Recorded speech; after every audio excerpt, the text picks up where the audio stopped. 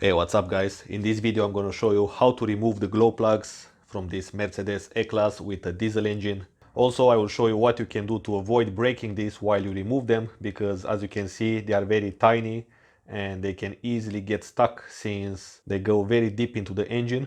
Also I will show you how to test them and what to look for before replacing them. Also how to test the relay and check the wirings using just a multimeter. First step, with the T30, let's remove these covers.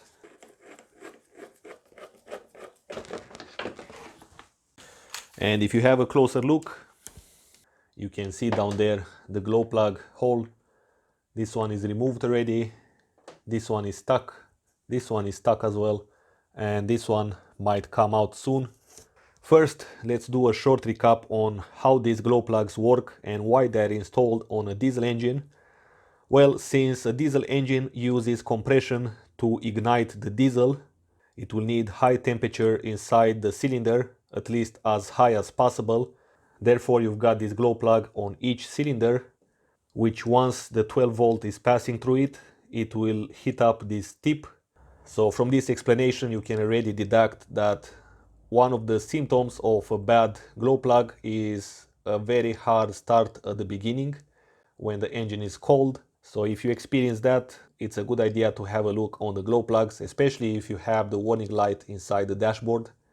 Okay, so with a plier, let's remove this 12 volt supply, the positive side of the 12 volt supply on each glow plug. And it will reveal the tip of the glow plug. The tip of the glow plug is insulated from the body of it, which will take the negative side of the 12 volts, and the tip of it will get the positive side of the 12 volts. I will actually disconnect as well this fuel line. If you've got this wire exposed like this, make sure that it doesn't touch the ground, because once you turn the key in the second position in the ignition, it will deliver 12 volts to it and you will make a short circuit.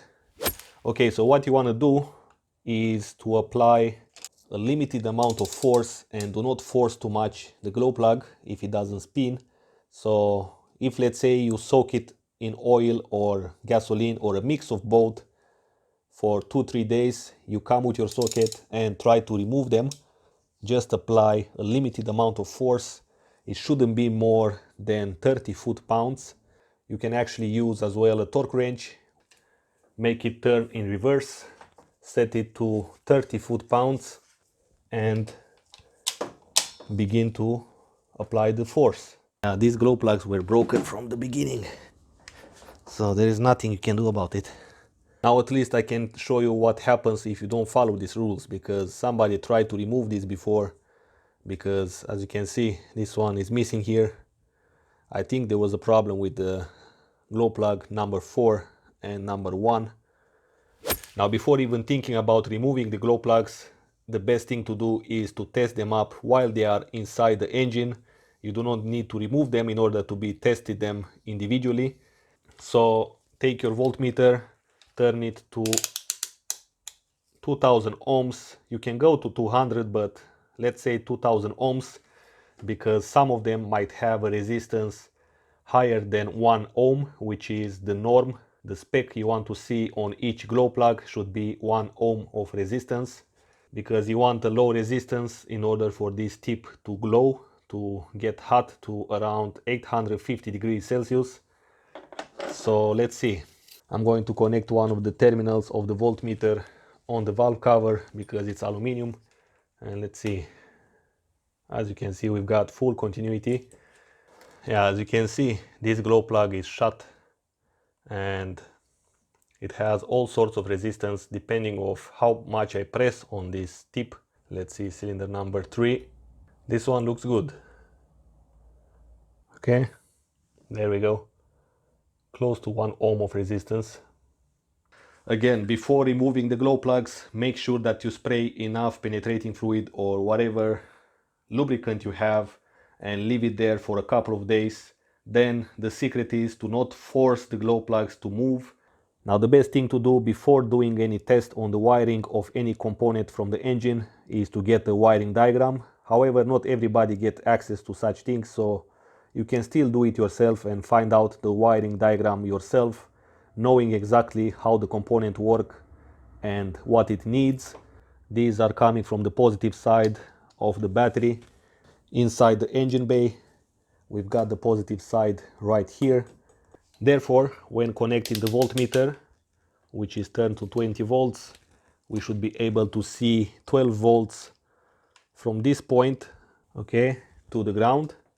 But that will happen only when the key is turned in the second position in the ignition. Okay, this is for cylinder 4, we've got 12 volts. Cylinder 3, we've got 12 volts. Cylinder 2, we've got 12 volts as well. There are 12 volts.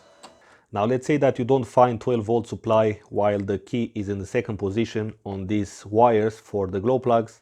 Then you need to go ahead and connect one of the terminals of the voltmeter on one of the wires, let's say first cylinder 4, then turn the voltmeter to the resistance testing, which on most voltmeters is this one right here. On the driver side, you're gonna see the relay. It's a good idea to remove these hoses out of the way.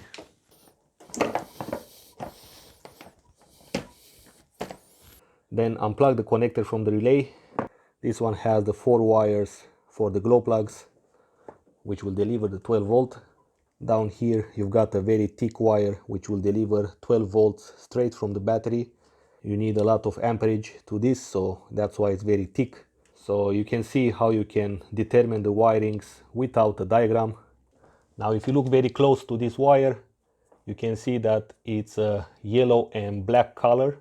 And if you have a look at the connector from the relay, we've got the same wire coming in here, which means that once I connect my voltmeter terminal, it should have continuity, and it does, with no resistance. This is what you want to see. You definitely do not want to see any resistance along these wires. Now let's do the same with the next wire. This one looks like it has a red and black color. So this one looks like it has a red and black strips. So let's see, red and black is here, and full continuity with no resistance. And just do the same on the other two as well, or if you have the 6-cylinder version, as you can see, this connector is made for 6 wires. Then just go ahead and double check if this 12 volt supply does deliver 12 volts. It's a very simple test. Turn your voltmeter to 20 volts and you should see 20 volts from here to the ground, and it does. Now another thing you want to check is the relay itself. You don't actually need to remove it from here. When you turn the key in the second position, the computer will send 12 volts to the relay through these wires, these 2 wires right here. And that's how the relay will be activated and activate the glow plugs. So you want to remove this connector and probe these 2 wires. Make sure that they do not touch each other. Now when I turn the key in the second position, this connector should deliver 12 volts to the relay. I'm going to connect one of the probes here and one on the 12 volt supply. However, if you turn the voltmeter to continuity, you shouldn't be able to see continuity yet. As you can see, we've got continuity with some resistance. We've got 18 ohms of resistance, and I already felt that the relay is off. So I'm going to actually remove the relay from here and give it a clean inside, because I suspect there is resistance because the contact points doesn't touch properly, or they are corroded. It's also a good idea to look for corrosion, by the way, because this one sits right in this side and there can be water leaks in here.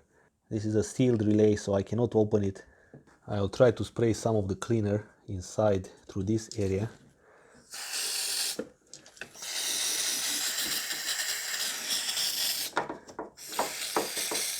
So the most important part is to clean the threads.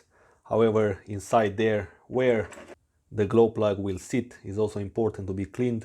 Now there are all sorts of kits with a metal wire brush which can clean very well the hole in there. If you want, you can just improvise or buy the proper equipment. As you can see, you can do a quite decent job. Then on the glow plug, it's a good idea to put some anti-seize on the threads. Just make sure that the anti-seize is current conductive, like this copper paste. And finally, insert the glow plug in. It should go very easy in there if you clean very well the threads. Use 10 foot-pounds if you used anti-seize. If you didn't use anti-seize, then it's 15 foot-pounds. Okay guys, I hope this video is helpful to fix the issue of the glow plugs on your engine. If in the future you've got other problems on your engine, go ahead and check out the other videos I made about this car. And if you're new to this channel, you like this video and you want to see more from me in the future, click that subscribe button as well. It's free for you and it's going to motivate me to make quality content for you guys in the future. So stay tuned and I will see you soon.